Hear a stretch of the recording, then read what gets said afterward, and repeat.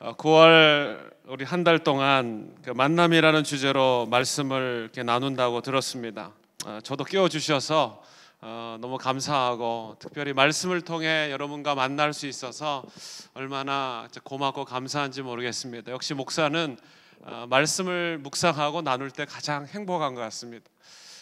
긴장되고 떨리기도 하지만 하나님의 말씀을 나눌 수 있다는 흥분 때문에 참 마음에 기뻤습니다. 만남이란 주제를 하신다고 해서 무슨 이야기를 해야 될까?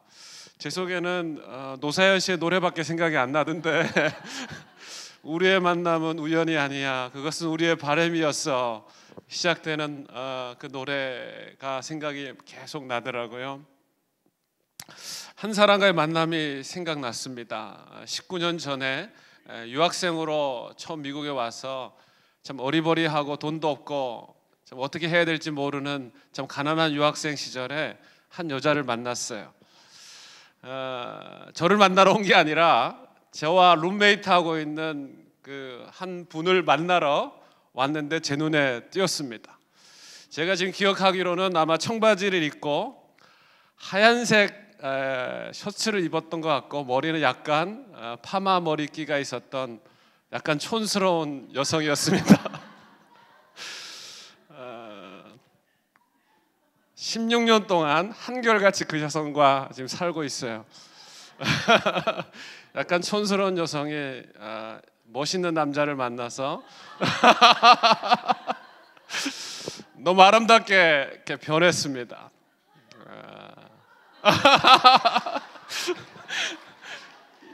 이렇게 말하면 제가 오늘 집에 가서 저녁을 못 먹고요. 그보다 더 촌스럽고 좀 희망이 없었던 유학생을 이렇게 살려줬어요. 16년 동안 이렇게 지났던 만남이 이렇게 생각났습니다.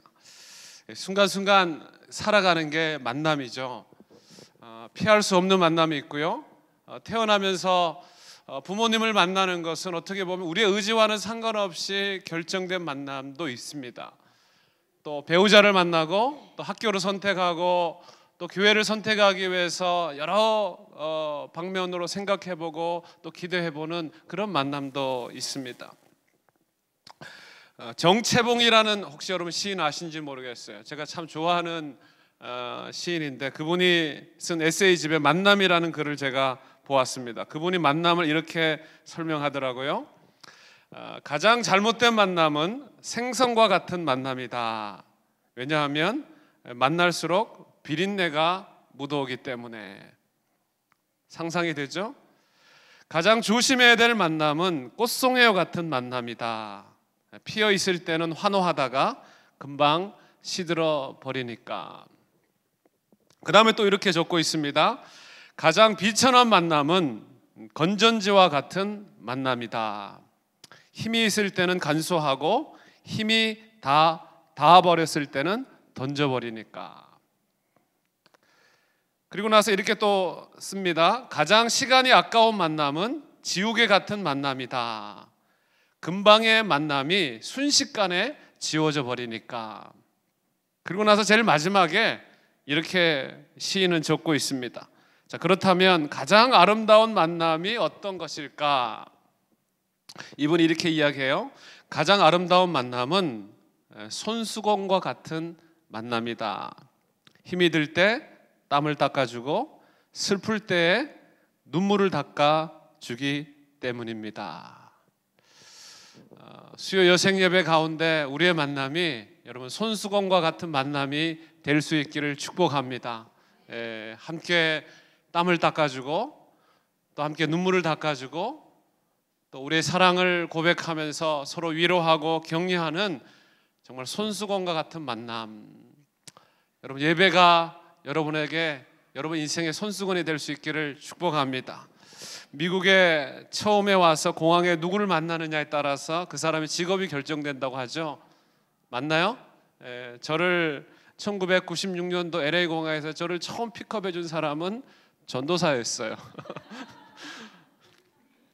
참 우연인 것 같은데 누구를 만나느냐에 따라서 영향을 받게 됩니다.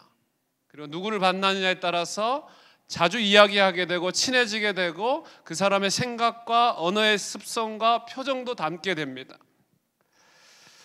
사람과의 만남도 굉장히 중요합니다. 그래서 우리가 누구를 만나들지 잘 선택해야 되고 신중하게 분별해야 됩니다. 그러나 인생의 가장 최고의 만남은 그 사람을 움직이시는 하나님과의 만남인 줄로 믿습니다. 왜냐하면 그 사람을 붙들고 계시고 그 사람의 만남을 이끌어 가시는 분이 하나님이시기 때문에 잠언 16장에 사람이 그 길을 계획할지라도 그 길을 인도하시는 이가 여호와 하나님이다 그랬어요. 여러분의 교회에 우연히 나온 것 같지만 여러분은 하나님을 가까이 할 수 있도록 만날 수 있도록 인도하시는 분은 보이지 않는 하나님의 손길입니다. 믿음은 내가 선택한 것 같아요. 내가 여성예배를 선택하고 내가 형제교회를 선택한 것 같지만 그 믿음의 길로 나를 이끌도록 보이지 않는 하나님의 주권과 섭리가 있는 것입니다. 그래서 하나님을 만나면 내 인생은 달라집니다. 허물과 죄로 죽었던 나를, 아무런 소망이 없고 갈 바를 알지 못했던 나를 일방적으로 택하셔서 어둠과 죽음 가운데 있던 나를 건져내어서 하나님의 새 생명으로 새로운 인생으로 새로운 피조물로 나를 만들어주신 그분의 사랑, 여러분 그 만남이 없으면 아무리 좋은 사람을 만나도 우리 인생은 공허합니다.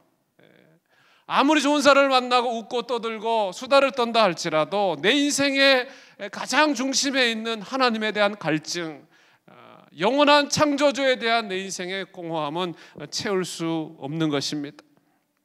여러분에게 영접하는 자, 곧 그 이름을 믿는 자에게 주시는 하나님의 자녀됨의 권세가 있기를 축복합니다. 예수 그리스도를 내 인생의 생명주로 날마다 만날 수 있는 축복이 있기를 바랍니다. 오늘 우리가 읽었던 이 에스겔서 말씀, 구약 성경에 나오는 에스겔서 만남에 몇 가지 만남이 있습니다.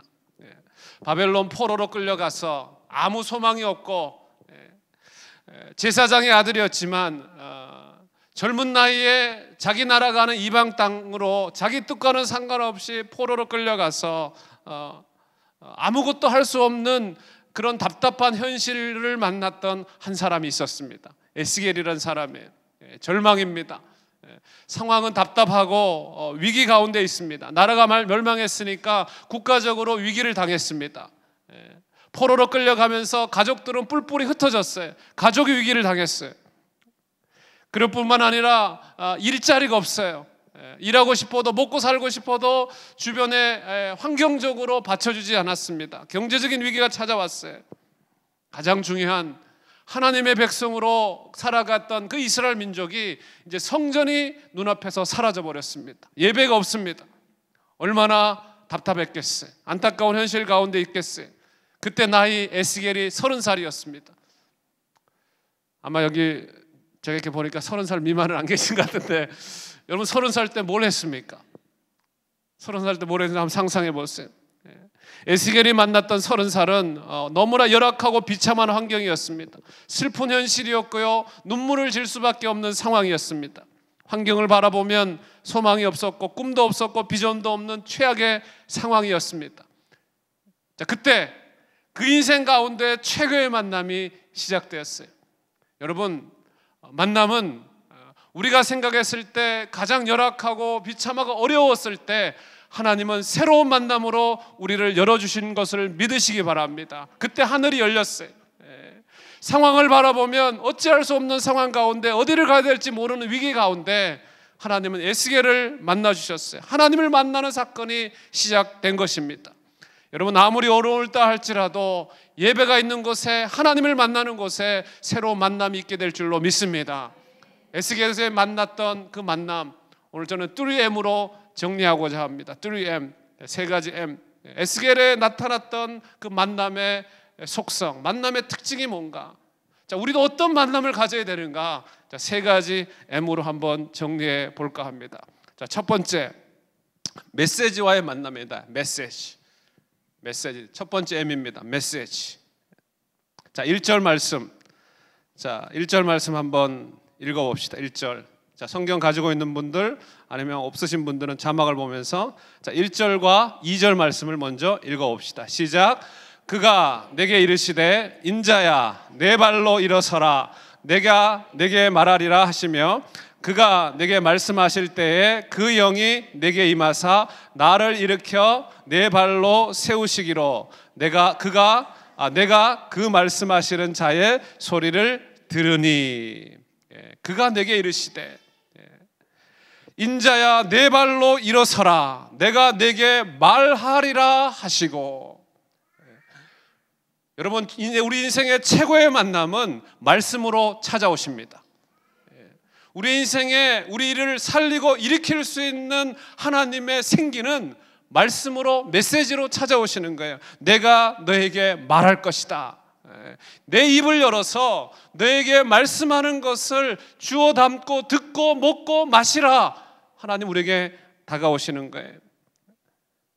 우리의 최고의 만남, 우리가 사모해야 될 첫 번째 만남이 있다면 말씀을 만나는 거예요.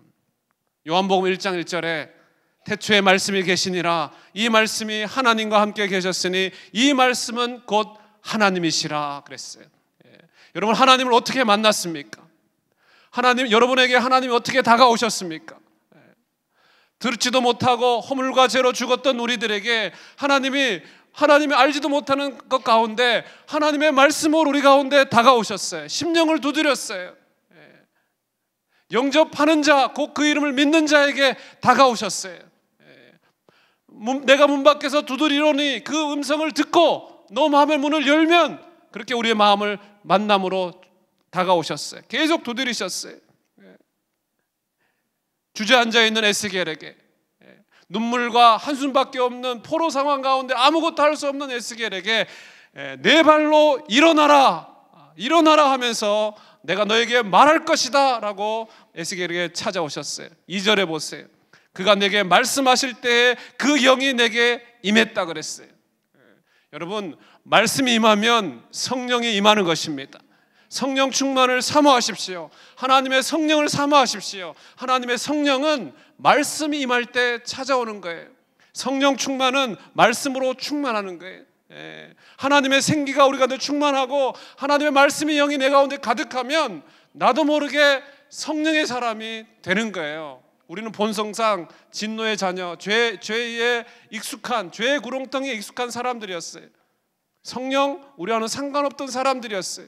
그런데 말씀이 찾아오고 예수 그리스도의 영이 찾아오고 우리가 하나님의 말씀을 가까이 하기 시작하면서 나도 모르게 성령의 사람으로 변화되기 시작하는 것입니다. 말씀을 만날 때 성령이 임합니다. 성령은 말씀의 영이에요.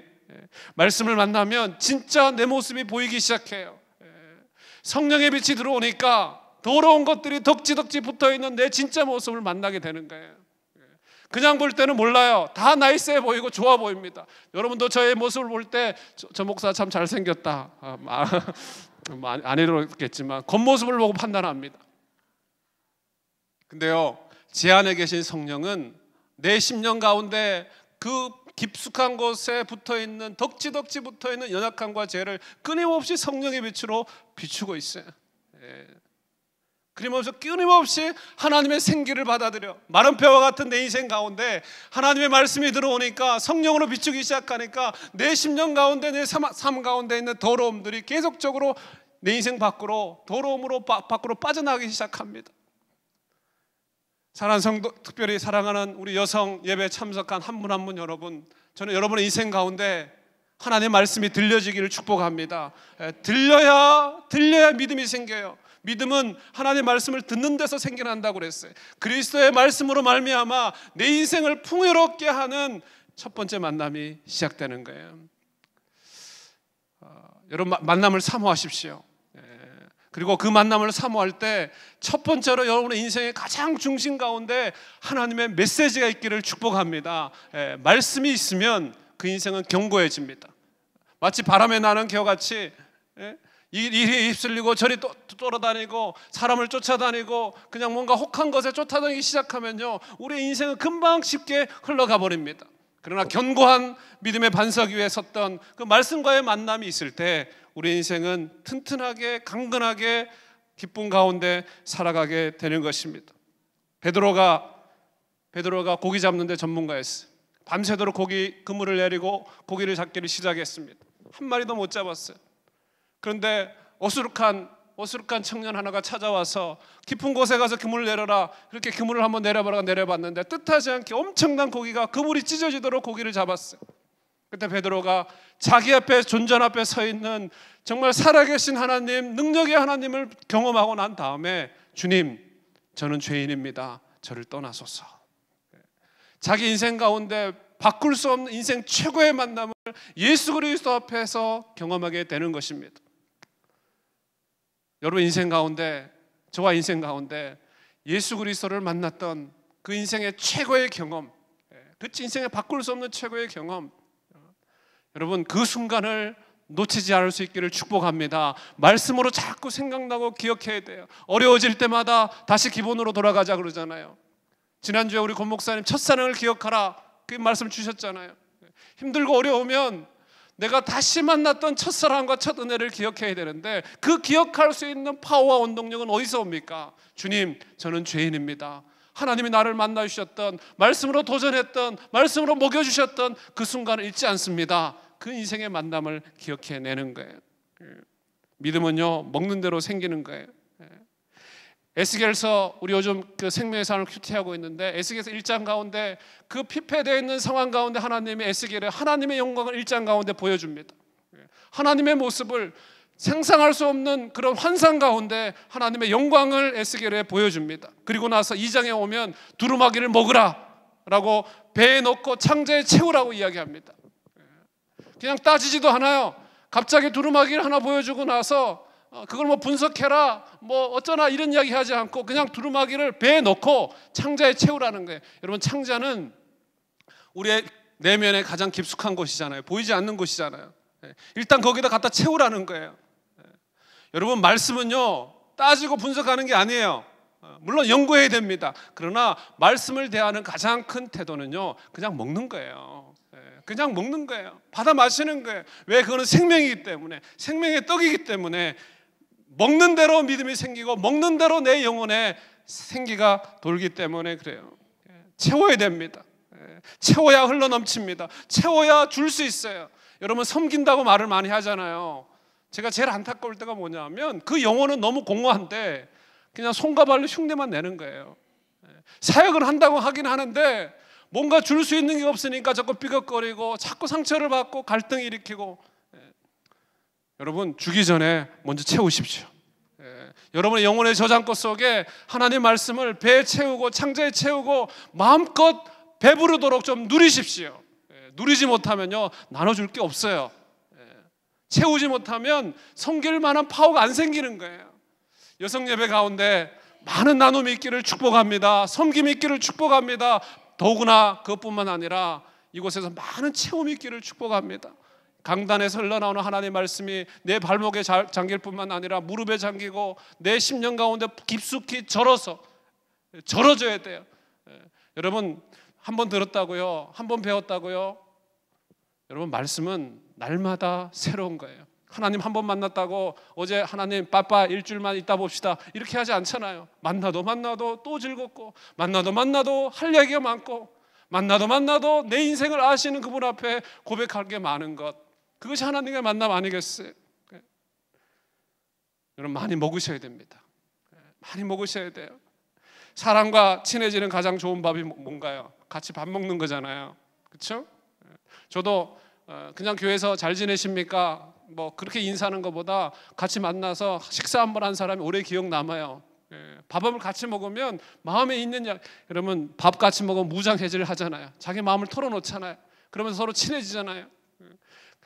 식구라는 말이 밥식자 입구자입니다. 밥을 같이 먹어봐야 그 사람이 진짜 식구가 되는 거예요. 하나님의 거룩한 밥상 공동체, 함께 먹고 마시며 말씀의 떡을 나누는 그 공동체가 진짜 좋은 만남 가운데 이끌어갈 수 있는 것입니다. 무엇보다도 함께 만나기 전에 내가 하나님 앞에 1대1로 말씀으로 만나는 그 만남. 여러분 하루의 시간들 가운데, 여러분 인생 가운데 가장 놓치지 않아야 될 만남이 저는 그거라고 생각해요. 하나님 앞에서 내가 하나님과 1대1로 날마다 내 인생의 모든 것을 아시는 그분 앞에 내 인생을 까발리고 그 앞에 서 있는 거. 그리고 나를 먹여주시고 나를 채워주시고 나를 위로해주시고 나를 이끌어주시는 그 하나님 앞에 발가벗은 채로 서 있는 것, 그 만남 아니겠어요? 여러분, 하나님의 말씀을 주실 때 많이 받아 먹으십시오. 하나님 말씀이 들려올 때 아멘 아멘 하고 그 말씀을 벌컥벌컥 들이마십시오. 그 말씀은 생명입니다. 우리를 살리는 파워예요. 밥을 차려놨는데 우리 다 뭐 여자분들이니까 밥을 차려놨는데 와가고 젓가락을 깨작깨작 하면 얼마나 얄밉습니까? 자기는 준비한다고 말씀을 많이 먹여갖고 영양분을 밥을 맛있는 음식을 차려갖고 좋게 막 공급해놨는데 그냥 와갖고 반찬 이게 뭐야? 이게밖에 없어? 뭐 냉장고 뭐 있어? 뭐 했어? 뭐 이런 소리 나오면 얼마나 화가 납니까? 저는 결혼하면서 결정한 게 하나 있어요. 내 인생의 좌우명 중에 하나, 주는 대로 먹는다. 가끔 안 줄 때도 있지만 그냥 주는 대로 먹는다. 맛있다. 그 영혼의 양식 너무 맛있다. 그러면요 또 주고 싶어요. 하나님 말씀도 우리가 찾아오셨을 때 우리가 마음을 열고 하나님을 배역하지 않고 마음의 충만함을 느끼고 하나님 너무 좋네요, 예배가 너무 좋고 말씀이 너무 좋고 그러면 하나님 또 주고 싶어요. 얼마나 자녀인데 또 먹여주고 싶지 않겠어요? 주고 또 주고 싶고 하나님의 본체 가운데 흘러나오고 싶은 말씀의 풍부함과 그 어미함과 위대하신 하나님의 그 파워와 능력이 계속적으로 흘려보고 싶은 거예요. 믿음은 말씀을 먹을 때 생깁니다. 말씀은 누구에게 임해요? 들려옵니다. 문제는 우리가 듣지 않아서 문제예요. 어렵습니까? 쉽습니까? 문제가 아니에요. 여러분, 사람들은 어렵다 그러는데 이 말씀이 2000년 전이나 영원토록 똑같은 말씀인데 그 사람들한테 어렵고 우리한테 쉽습니까? 똑같은 하나님의 말씀이에요. 문제는 뭐냐면 우리가 들으려고 하지 않기 때문이에요. 우리가 그 말씀에 순종하지 않으려고 하기 때문이에요. 왜냐하면 너무 그것을 가볍게 여기기 때문에, 하찮게 여기기 때문에. 믿음은 들음에서 납니다. 먹을 때 생기는 게 입을 열지 않으면 먹을 수 없습니다. 여러분, 하나님의 말씀이 들려올 때 벌컥벌컥 들이마시기를 주의 이름으로 축복합니다. 에스겔이라는 이름의 뜻이 뭔지 아세요? 에스겔의 이름의 뜻, 하나님이 강하게 하신다, 하나님께서 단련시킨다, 하나님이 나를 도우신다는 뜻이에요.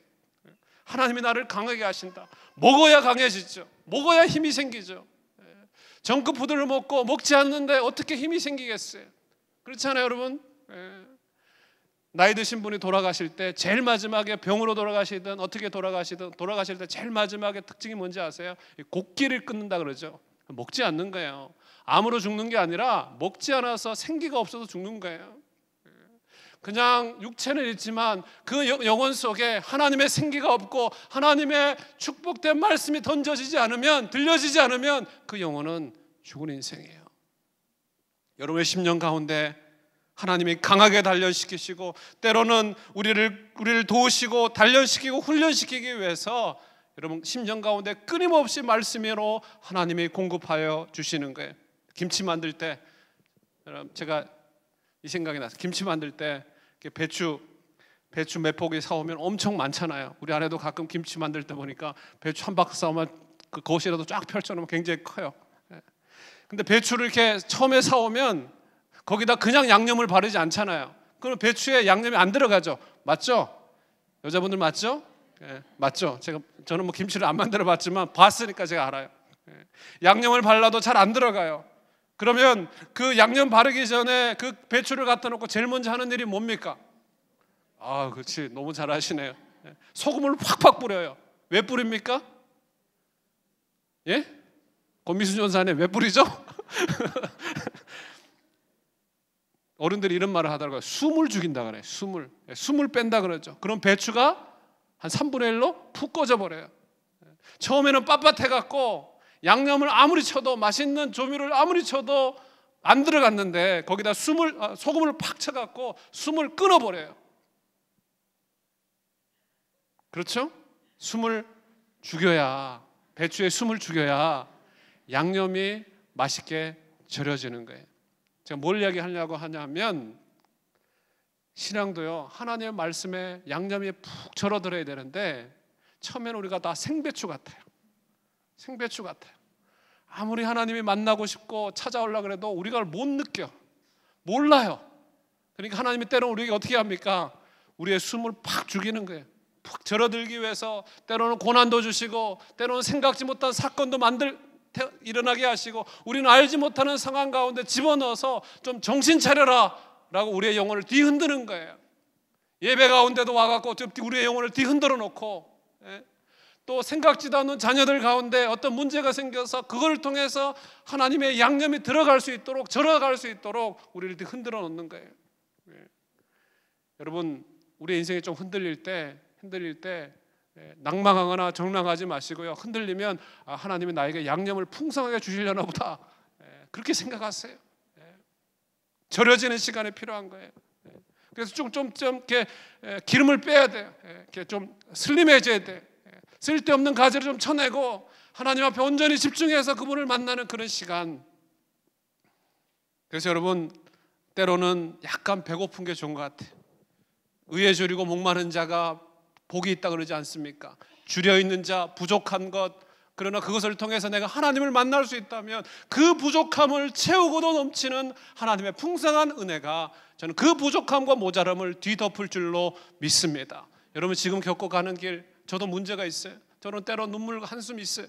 하나님 어떻게 해야 됩니까? 하나님 만나고 싶고 하나님을 더 깊이 알고 싶은데 나의 부족함과 죄성과 연약함 때문에 하나님 알지 못하는 것이 너무 많은데, 근데요, 그런 생각이 들 때마다 내가 하나님 앞에 더 매달리게 돼요. 근데 생각지도 못한 은혜의 물결이 내 가운데 찾아오는 것입니다.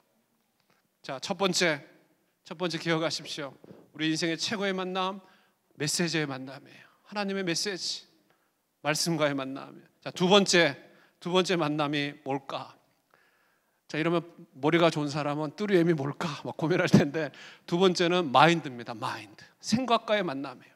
생각과의 만남. 자, 말씀이 찾아옵니다. 하나님, 우리의 말씀이 찾아오면 제일 먼저 변화가 일어나는 게 우리의 마음이에요. 우리의 마음, 영혼의 지성소입니다.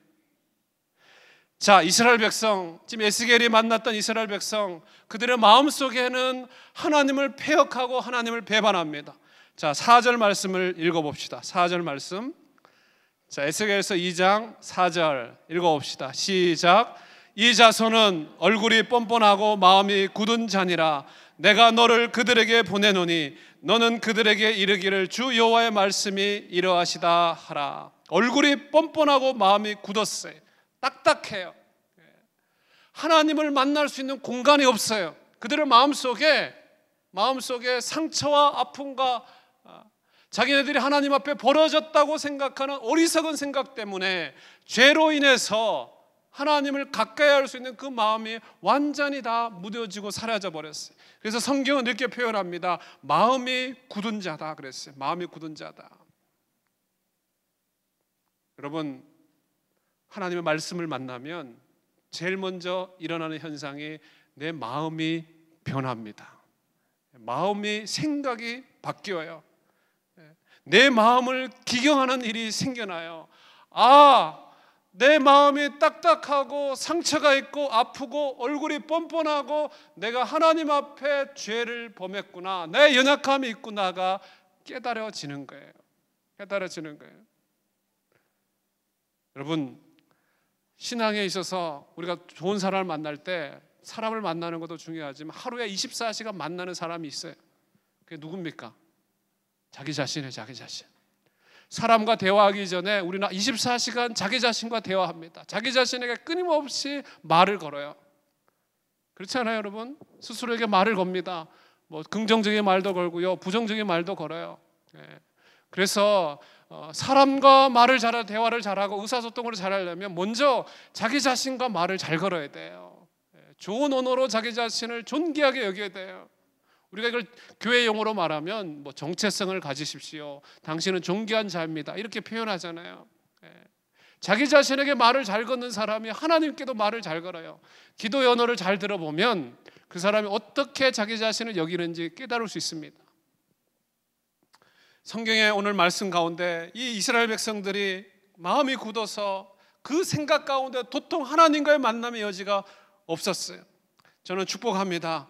여러분의 마음이 딱딱한 것이 사라지고 굳은 것이 사라지고 여러분의 마음이 옥토와 같이 될 수 있기를 축복합니다. 딱딱하면요 부러집니다. 딱딱하면 교만해져요. 부드러운 것이 오래 가고요, 융통성 있는 것이 하나님이 역사할 수 있는 공간이 큰 것이에요. 고집불통, 딱딱한 거죠. 자기가 가지고 있는 선입견, 자기가 가지고 있는 경험, 자기가 생각하는 이성, 그 안에 하나님을 가두기 시작하면 그 마음은 딱딱한 것입니다. 여러분, 하나님을 제한하지 마십시오. 하나님, 우리가 생각하는 모든 범위와 능력을 초월하시는 창조주 하나님이십니다. 그분은 어떠한 일도 하실 수 있어요. 내가 원하는 대로 이루어지지 않을 수는 있지만요, 내가 필요한 것을 공급하시는 능력이 하나님이에요. 빌립보서 4장 19절 말씀에 나의 하나님이 그 그리스도의 영광 가운데 너희 쓸 모든 것을 채우시라 그랬어요. 우리의 쓸 것을 채우시는 하나님이지, 내가 원하는 대로는 되지 않을 수도 있지만 우리가 상상하는 것 이상으로 우리 가운데 역사하시는 능력의 하나님이십니다. 잠언 4장 23절 무릇 지킬 만한 것보다 더욱 내 마음을 지키라 생명의 근원이 이에서 남이라 그랬어요. 하루 24시간 우리가 가장 잘 지켜야 될 것이 우리의 마음입니다. 우리의 마음은 하나님을 만나는 지성소예요. 하나님을 초대하고 하나님과 대화를 나누는 성전과 같은 곳이 바로 우리의 마음과 생각이에요. 우리의 마인드예요. 마인드. 그런데 그 마음에서 우리는 날마다 전쟁하고 있잖아요. 경건의 소욕을 따라갈 것인가, 세상의 정욕을 따라갈 것인가, 하나님을 따라갈 것인가, 아니면 하나님과 반대되는 길을 갈 것인가. 오늘도 끊임없이 마음속에서 전쟁을 하고 있습니다. 여러분, 마음이 때로는 무너지는 것 같이 답답할 때 여러분, 적당한 선에서 멈출 수 있기를 축복합니다. 마음을 잘 관리해야 돼요. 마음이 영혼의 가든과 같아요. 거기다 뭘 심느냐에 따라서, 누구를 만나느냐에 따라서, 어떤 씨앗을 심느냐에 따라서 열매가 달라져요. 여러분, 좋은 사람을 만나서 좋은 언어를 듣고 대화를 나누면 우리 영혼에 사랑의 씨앗을 많이 심어 놓으면요, 그것이 사랑의 씨앗이 심어져서 내 마음 가운데 자기의 존귀한 셀프 위스덤이 높아지는 거예요. 그런데 늘 만나갖고 싸우고 더러운 말하고 이상한 행동을 보고 듣고 만나는 모든 것들이 내 인생의 마음밭에다가 다 심겨진다는 사실을 여러분 기억해야 됩니다. 그래서 우리 자녀들에게 좋은 거 보여줘야 돼요. 좋은 거 들려줘야 돼요. 그리고 인생에 좋은 멘토를 만나서 좋은 어드바이저를 받을 수 있도록 기회를 자꾸 줘야 돼요. 왜? 그들의 영혼 속에, 마음 속에 지금부터 차곡차곡 쌓인다니까요. 그래서 마음이 중요한 거예요. 이스라엘 백성이 마음이 굳은 자가 되고 뻔뻔한 자가 되니까 하나님 두기를 싫어했어요. 결국은 그들의 인생이 멸망의 길로 걸어갔어요. 마음과의 만남, 생각과의 만남은 중요합니다. 환경을 바꾸고 세상을 변화시키기 전에 먼저 내 생각과 마음을 바꿔야 돼요. 마음이 바뀌지 않으면, 생각이 바뀌지 않으면 환경은요 절대로 변하지 않습니다. 사람을 바꾸는 건요 어렵습니다. 그러나 내 마음의 채널을 바꾸는 거는 쉬워요. 바꾸면 되니까. 생각의 채널을 자꾸 바꾸면 되니까. 에스겔 30살의 나이에 하나님의 환상을 듣고 하나님을 만났습니다. 그때 에스겔서 1장에 보면 에스겔이 자기의 정체성을 이렇게 이야기해요. 나는 제사장이다 그랬어요. 제사장. 포로로 끌려갔지만 자기 자신의 정체성을 제사장으로 표현하고 있어요. 마음과 생각을 지켰어요. 자기 자신을 제사장으로 인식했어요. 나는 포로이고 상황과 환경에 영향을 받지만 상황과 환경에 지배를 받지 않겠다고 자기 자신을 선언하는 거예요. 기억하십시오. 여러분은 왕같은 제사장입니다. 여러분 거룩한 나라입니다. 하나님의 택하신 족속이에요. 하나님의 존귀한 딸입니다. 이건 제 이야기가 아니고 하나님이 여러분을 그렇게 부르시는 거예요. 나는 왕같은 제사장이요 거룩한 나라요 하나님의 거룩한 백성이요 족속이요, 나를 통해서 나를 어두운 자의 곳에서 불러내어서 하나님의 기이하고 아름다운 덕을 선전하게 하려 함이라. 하나님 말씀이에요. 여러분 시시한 존재가 아닙니다. 우리는 존귀한 자예요. 제사장과 같은 거예요. 에스겔이 전하는 그 이스라엘 백성들은요 자기가 전하는 그 말씀을 전혀 귀 기울여 듣지 않습니다. 오늘 말씀 6절에도 보면 찔레와 같고 가시와 같은 곳에 함께 있는다고 그랬어요. 그러나 하나님이 이야기하는 거예요. 그 가운데 있다 할지라도 너의 정체성은 결코 변하지 않는다. 너는 왕같은 제사장이다. 우리가 세상 가운데 살아갑니다. 경쟁과 치열한 삶의 현실 속에 살아가요. 요즘 제가 신방을 하다 보니까요, 눈물 나는 이야기를 너무 많이 들어요. 가까이 가서, 성도들 가까이 대하고 가서 보니까 정말 치열하게 살아요. 치열하게. 제 자신이 부끄러울 정도로. 만만한 게 하나도 없어요. 세상이 우리를 환영합니까? 그렇지 않습니다. 그렇지 않아요. 생존하기 위해서 살아가야 될 환경이 우리 가운데 너무 많이 널려 있어요. 그런데 하나님 이렇게 이야기하는 거예요. 그들을 두려워하지 말고 그들의 말을 두려워하지 말지라. 세상을 겁먹지 말아라. 그들이 너를 받아들이지 않는다고 할지라도 겁먹지 말거나 쫄지 말아라. 너는 나의 자녀다. 너는 나의 백성이다. 내가 너를 붙들고 있을 것이다. 끝까지 그 일을 감당하라 라고 우리를 말씀하시는 거예요. 이사야 말씀 우리가 너무 암송사를 하잖아요. 두려워 말라, 내가 너와 함께함이라. 놀라지 말라, 나는 너의 하나님이 됨이라. 나의 강하고 굳센 오른손으로 너를 붙들리라. 아멘. 얼마나 두려운 게 많습니까? 저도 두려운 이야기 참 들려올 때마다 가슴이 팍 무너져요. 흰머리가 괜히 생기는 게 아니에요, 여러분. 가슴이 철렁철렁. 어떤 분이 와서 순장 못하겠습니다. 가슴이 철렁. 목사님, 오늘 그 모임 못 나가겠는데 그럼 가슴이 철렁. 인간이니까. 저도 인간이잖아요. 좋은 이야기 듣는 것보다 싫은 이야기 듣고 때로 안 좋은 이야기 듣고 안 좋은 상황에 대한 소리가 들려올 때마다 가슴이 철렁. 근데 그럴 때마다, 가슴이 철렁할 때마다 동시에 들려오는 하나님의 음성이 있어요. 두려워하지 말라, 겁내지 말라. 내가 너와 함께 할 것이다. 문제 가운데서 너를 지켜줄 것이다. 비록 연약하지만 주야로 그 말씀을 묵상하여 기록된다 자짓게 행하면 내 길이 평탄할 것이다. 내가 형통할 것이다. 그 말씀의 메시지가 동일하게 다가오는 거죠. 여러분, 날마다 자기 자신에게 말해주세요. 여러분, 기도의 입술을 여는 것도 너무 중요합니다. 그런데요, 자기 자신에게도 말하는 것도 중요해요. 나는 사랑받는 존재야. 나는 존귀한 자야. 나는 예수 그리스도의 생명이 있는 하나님의 자녀야. 혼자 있을 때마다, 외로울 때마다 자기 자신에게 들려주신 음성, 그거 신앙이에요, 여러분. 신앙. 여러분의 마음속에 우울이 물러가기를 축복합니다. 연약함과 더러움과 우리를 묶고 있는 악한 영들이 다 물러가기를 예수의 이름으로 축복합니다. 그리스도의 생명이 붙들고 있는 순간 우리의 마음과 생각을 그분이 지켜 가시는 거예요. 빌립보서 감옥에 써내려간 편지죠. 마지막 4장에 보면, 마지막 4장을 사도 바울이 어떻게 끝내는지 아세요?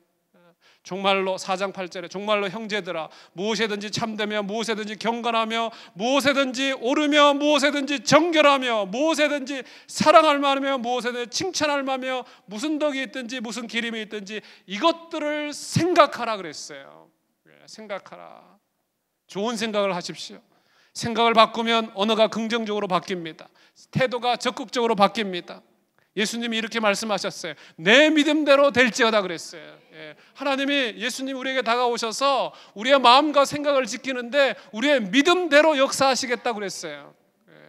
그러면 우리 마음 가운데 생각을 어떻게 하느냐가 너무 중요한 거죠. 생각은 믿음을 담는 그릇입니다. 그릇이에요. 여러분, 풍성한 거 생각하면요, 자기 자신을 풍성한 방향으로 움직입니다. 좋은 것을 생각하면 자기가 좋은 열매를 맺기 위해서 노력해요. 더러운 거 생각하면 자기가 더러운 곳에 가 있어요. 그게 우리의 생각의 파워입니다. 그래서 끊임없이 긍정적인 생각하십시오. 적극적인 생각하십시오. 그리고 모든 생각 상황 속에서 하나님의 주권을 인정하십시오. 내가 원하는 대로 되지 않는다 할지라도 여기에 하나님의 섭리가 있을 거야. 여기에 하나님의 주권이 있을 거야. 사도 바울이 궁핍한 곳에서 처할 줄도 알고 풍부한 곳에서 처할 줄도 알았지만 내가 일체의 자족의 비결을 배웠노라. 그러면 자족이란 말은요, 상황에 만족한다는 뜻이 아니에요, 여러분. 어떤 상황이 펼쳐져야 우리가 만족하겠습니까? 10개를 가지면 20개 가지고 싶어하고 20개 가지면 30개, 50개를 가지고 싶어하는 게 우리의 욕심인데, 우리는 상황에 결코 만족할 수 없어요. 죄성을 가지고 있는 인간이기 때문에. 자족의 비결을 배웠다는 말은 어떤 상황도 하나님이 통치하시고 다스리신다는 하나님의 주권에 대한 인정이에요. 그건 일체의 자족의 비결을 배웠다는 뜻입니다. 내 마음과 생각을 흐트림 없이 하나님의 주권에 대한 만족, 믿음에 향한 결단. 여러분, 생각이 두 번째 M입니다. 여러분, 스스로를 비하하고 스스로를 버리지 않는 않는 한 어느 사람도 여러분을 버리지 않습니다. 스스로가 자기 자신을 계속 나쁜 쪽으로 몰고 가는 거예요. 여러분, 그 나쁜 생각 끊어버리시길 축복합니다. 생각과 마음 속에 하나님의 마음과 하나님의 생각이, 성령의 마음이 주관하시기를 축복합니다. 메시지, 마인드. 자, 세 번째는 미션입니다. 미션과의 만남이에요. 하나님의 말씀이 들어왔습니다. 그리고 하나님의 마인드를 만나게 됩니다. 이제 세 번째, 마인드가 바뀌면 우리 가운데 미션이 생깁니다. 미션. 자, 3절을 한번 읽어볼까요? 너무 많이 했나요? 끝나야 되네. 이제 좀 조금만 하고 끝낼게요. 3절 읽어봅시다. 시작. 내가 이르시되 인자야 내가 너를 이스라엘 자손 곧 패역한 백성 나를 배반한 자에게 보내노라. 그들과 그 조상들이 내게 범죄하여 오늘까지 이르렀다. 이 에스겔에게 사명이 생겼어요. 그에게 말씀이 임하고 메시지가 임하니까 생각이 바뀌고 정체성이 확립된 다음에 이제 세 번째 만남이 시작됩니다. 이제 미션이 생기는 거예요. 이제 가야 될 곳이 보이기 시작했어요. 해야 될 일이 생기기 시작했어요. 여러분, 우리 인생의 최고의 만남과 축복 중에 하나가 뭡니까? 내가 해야 될 목적이 생기는 거예요. 내가 존재해야 될 의미가 생기기 시작하는 거예요. 우리는 밥만 먹고 못 살지 않습니까? 그렇잖아요. 그냥 좋은 환경, 넓은 환경 속에서 편하게 사는 것이 우리 인생의 목적이 아니잖아요. 내가 이 인생 가운데 반드시 이것만은 이루어내겠다는 내 가운데 거룩한 사명의식이 생기기 시작해요. 사명 그러면 사람들이 저뿐만 아니라 대부분 사람들이 부담스러워합니다. 근데요, 저는 사명을 이렇게 생각해요. 사명이란 말은 목사가 되고 전도사가 되고 선교사가 되는 어떤 그런 직업을 이야기하는 것이 아니라 사명은요, 저는 이렇게 정의합니다. 제 마음속에 사명을 이렇게 생각해요. 제가 늘 이 단어 생각할 때마다 사명을 이렇게 생각해요. 첫 번째 사명은 내가 남보다 조금 더 가지고 있는 것, 그것이 사명이에요. 하나님이 나에게 왜 허락했는지 한번 잘 생각해 보세요. 내가 남보다 조금 젊습니까? 그럼 여러분의 건강과 나이를 통해서 여러분의 사명이 이루어질 것입니다. 내가 남보다 좀 가진 게 재산이 좀 많습니까? 그럼 그것이 사명이에요. 왜 나에게 그걸 주셨는지 생각해 보세요. 내가 남보다 남이 보이지 않는 것이 내 눈에 들어오기 시작하고 남이 하지 못하는 것을 내가 할 수 있는 위치에 있다면 내가 나름 사람보다 조금 더 가지고 있는 것, 사명입니다. 두 번째, 사명은 부담감이 사명이에요. 부담감. 제가 이야기할 때마다 우리 또 가족 이야기를 해야 되는데, 이제 아내가 입양을 하겠다고 저한테 이야기를 했어요. 한번 이야기했어요. 사람들이 우리 그 민유를 보고 입양한 이야기를 보면서 목사님 대단합니다. 막 박수치고 그래요. 그래서 저는 하나도 대단하지 않다고, 안 대단합니다. 제가 안 쉬잖아요. 대단하지 않다고. 그리고 제가 이야기를 했어요. 제가 이걸 얼마나 반대했는지 아시냐고. 아내가 처음 이야기했을 때 저는 반대했습니다. 반대했어요. 나는 결코 안 하겠다고. 한 번도 생각해 본 적이 없다고. 근데요, 그 이야기가 내 마음속에 한번 들려졌는데 마음속으로는 거부하고 반대했는데 계속적으로 무슨 앙금이 생기냐 하면 부담감이 생기는 거예요. 전에는 생각이 한 번도 안 됐는데 아이들이 그 이후로 눈에 들어오기 시작해요. 제가 사실 별로 아이들을 안 좋아하는데 아이들이 아정아정 걸어가는 모습이 예뻐지기 시작하고 애들이 눈에 보기 시작해요. 그전에는 생각지도 않는 버려진 아이들이 마음속에 자꾸 떠나지 않고 생각이 되는 거예요. 부담감이 오는 거예요. 그리고 어느 한순간 사인을 하고 억셉트를 했어요. 근데 지금은요, 아내보다 제가 더 좋아해요. 제가 만나는 사람들에게 이게 얼마나 행복이고 축복인지를 이야기를 해요. 만나는 사람들 그 이야기를 물어보면 침을 튀기면서 제가 밤새도록 이야기해요. 그래서 깨달은 게 있어요. 내가 부담감을 가지는 순간 하나님의 사명의 씨앗은 시작되는구나. 하나님 여러분에게 부담감을 주시는 것이 있습니까? 좋은 것이면 그 사명입니다. 지금부터 마음속에 하지 않겠다고 아무리 결심해도요, 하나님의 그 부담감의 그 흔적은 잘 안 지워질 거예요. 키우세요. 하나님 어떻게 기회를 여실까? 그걸 자꾸 생각해 보세요. 에스겔 그 민족에 가기 싫었습니다. 패역한 민족이에요. 자기 말 안 들어요. 자기 거기 들어가면 돌 맞아요. 그래도 그 부담감이 지워지지 않는 거예요. 또 하나는 아픔과 연약함도 사명이 될 수 있어요. 제가 많이 깨달아요. 제가 병원에 가면 신방 가면서 느낀 게 이거였어요. 아픈 사람은요, 아픈 사람에 대한 컴패션이 있어요. 자기가 아파봤으니까. 그게 사명이에요. 똑같이 사람이 보는데 연약한 사람은 연약한 사람들의 부족한 면이 눈에 들어와요. 건강한 사람들은 잘 안 보여요. 지나가면서 똑같은 사람을 만나도 그 사람을 가서 안아줘요. 저는 잘 안 되는데, 저는 태어나서 이제까지 병원에 한 번도 안 가봤어요. 잘 안 가봤어요. 근데 어떤 사람은 마음속에 자기의 연약함을 연약함의 눈으로 보기 시작해요. 컴패션이 생겨요. 하나님이 그 마음 가운데 사명으로 심어주는 거예요. 사랑하는 우리 여성 여러분, 여러분의 10년 가운데 말씀이 생겨지고 여러분의 마인드가 체인지가 되면서 여러분 가운데 거룩한 부담감이 생겨날 수 있기를 축복합니다. 그리고 그것을 마음속에서 지워지지 마시고 점점 확장시켜 나가면서 하나님과의 만남 가운데 키워나갈 수 있기를 축복합니다. 그것이 직업으로 변할 거예요. 사람들과 만나는 서비스로 바뀌어질 거예요. 그것을 통해서 하나님 나라가 확장될 것입니다. 세 가지를 제가 오늘 이야기했어요. 여러분의 인생 가운데 에스겔 같은 젊은 날의 처절한 어려움 속에 하나님은 에스겔을 찾아오십니다. 인생 최고의 만남은 하나님 말씀을 만나는 거예요. 성령을 만나는 거예요. 성령을 통해서 예수 그리스도를 만나는 거예요. 그리고 우리의 생각이 바뀌고 내가 해야 될 사명이 생겨나기 시작하는 거예요. 여러분 여성 예배 가운데 그런 일들이 일어나길 축복합니다. 모일 때마다 여러분의 10년 가운데 메시지와 마인드와 미션 의식이 생겨나기를 주의 이름으로 축복합니다.